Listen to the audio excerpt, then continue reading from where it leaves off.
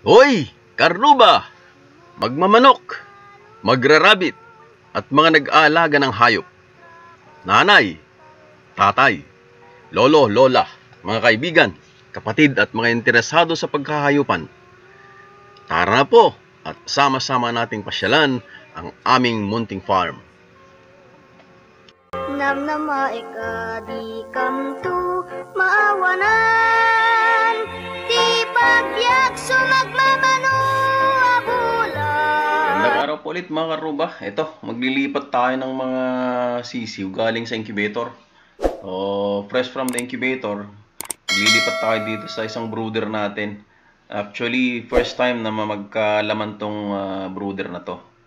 So, dyan lang kayo at tingnan nyo kung anong gagawin natin. Paano natin ginagawa yung paglalabas ng sisiw mula sa incubator.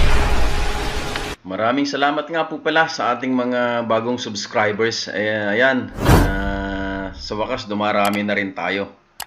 Invite nyo po yung mga kaibigan nyo para lalo tayong dumami, mga Ilocano. Maraming salamat po.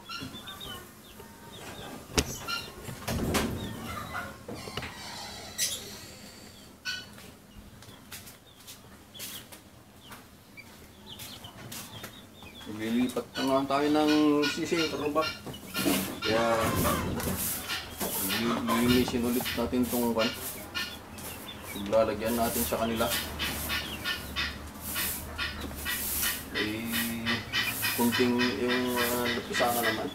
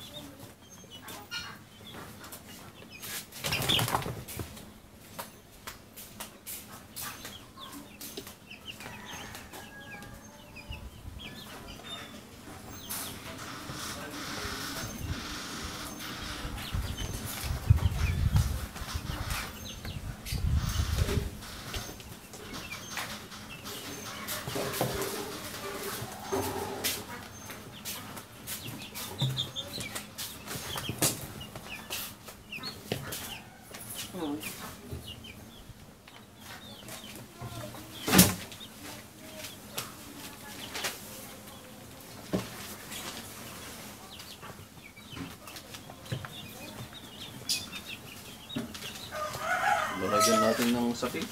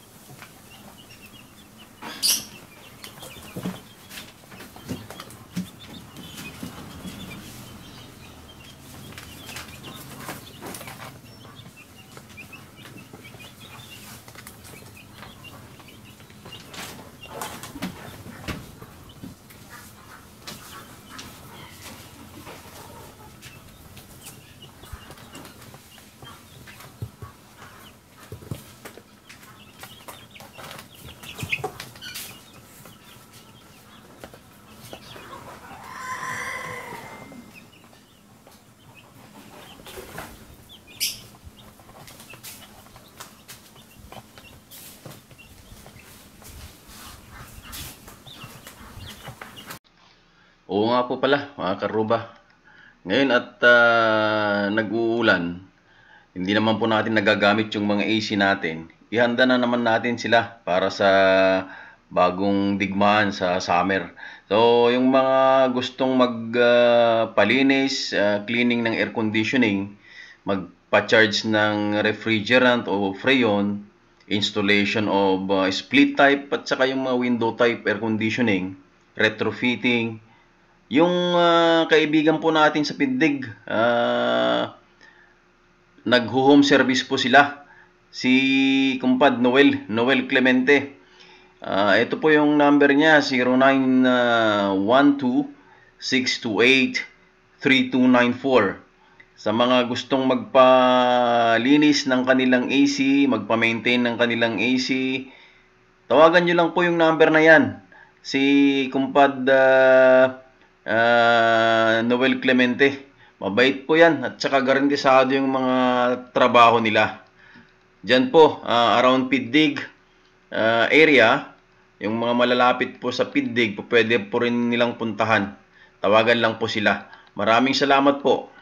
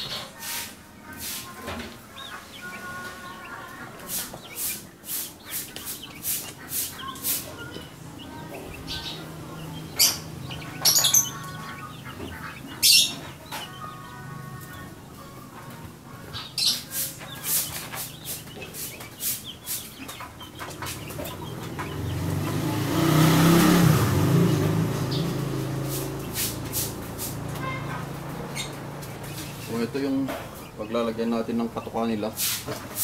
So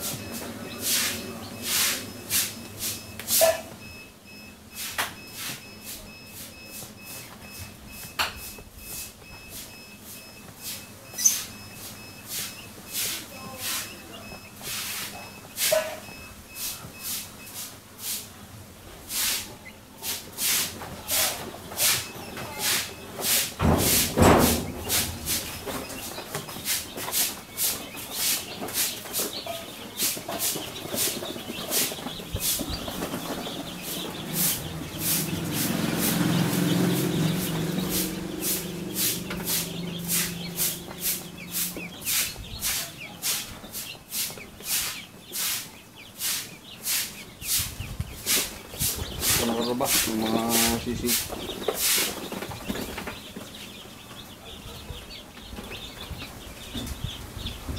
As usual po, yan, dinidip natin yung beak, yung tip ng beak ng mga sisiw natin sa kanilang inuman para alam nila na andun yung inumin nila. And makikita nyo little later on yung patukan natin andyan lang, yung iba yung a few sa mga patukan natin kinalat lang natin dyan sa sahig.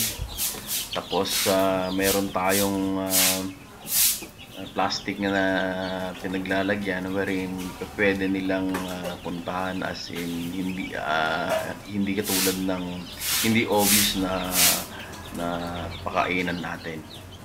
So yan po kung paano natin nilalagay brooder yung mga bagong labas na sisiw natin mula sa incubator.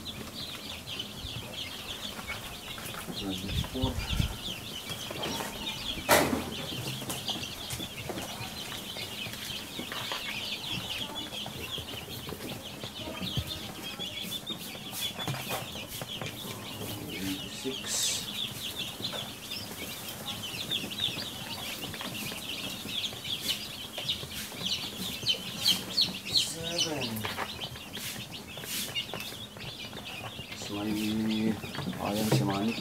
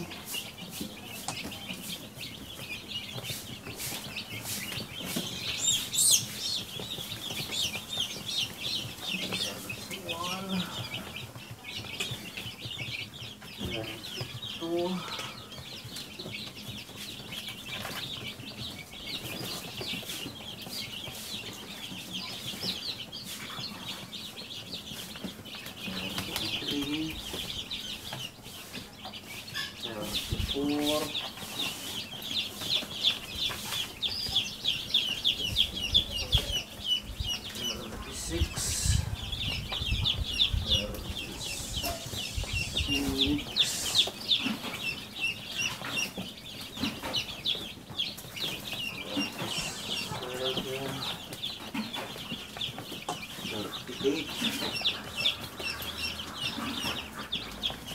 So, 39 lahat. Ano ba? 39 na sisiw.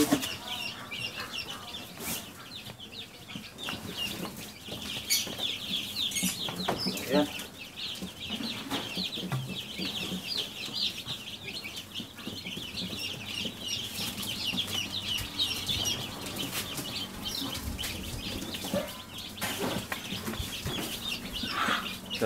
Na sisiw lahat yung nilabas natin mula sa incubator. Yan, no? Oh. Yan, naghaharutan na sila. Yan na sila, oh.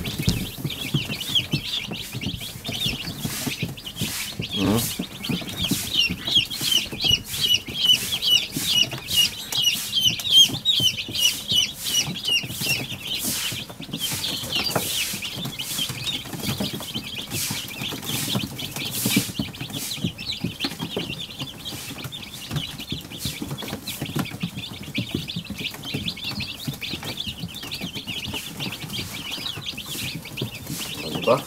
So ito yung chick booster nila.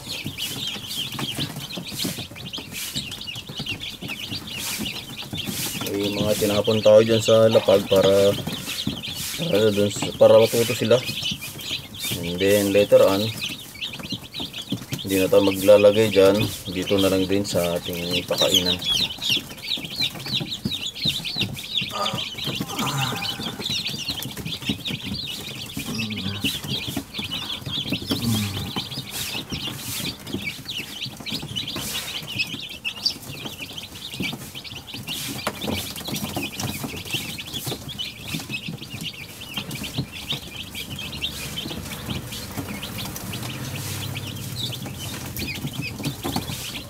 So ito yung mga kalalabas lang ng incubator, karuba.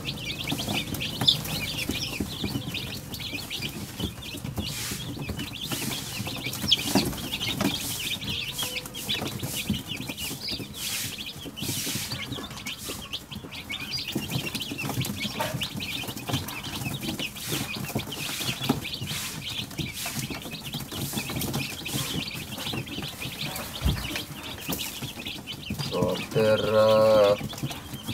4 to 5 days, itong newspaper papalitan na natin ng ipa ng palay. Okay, so by then alam na nila kung ano yung patuka.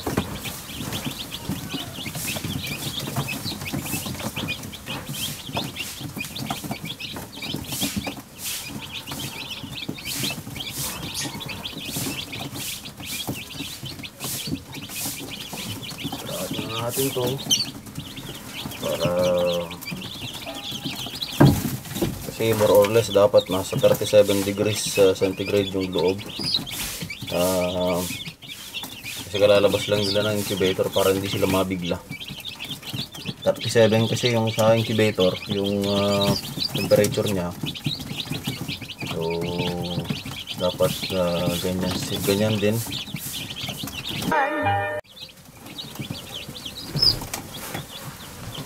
Okay. So yan.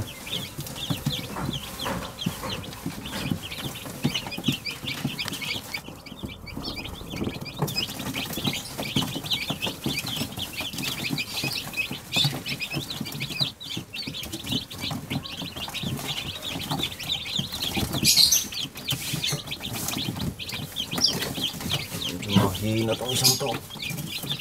Kung mahina lang siya o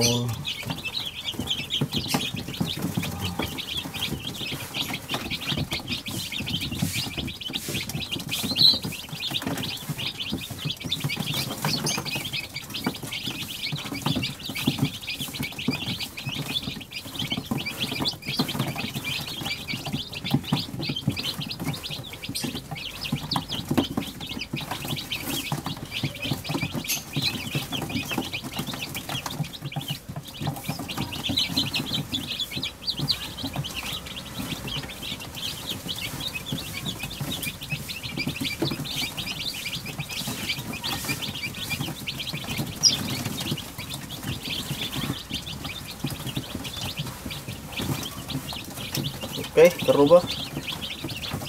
Hanggang dito na lang naman ulit.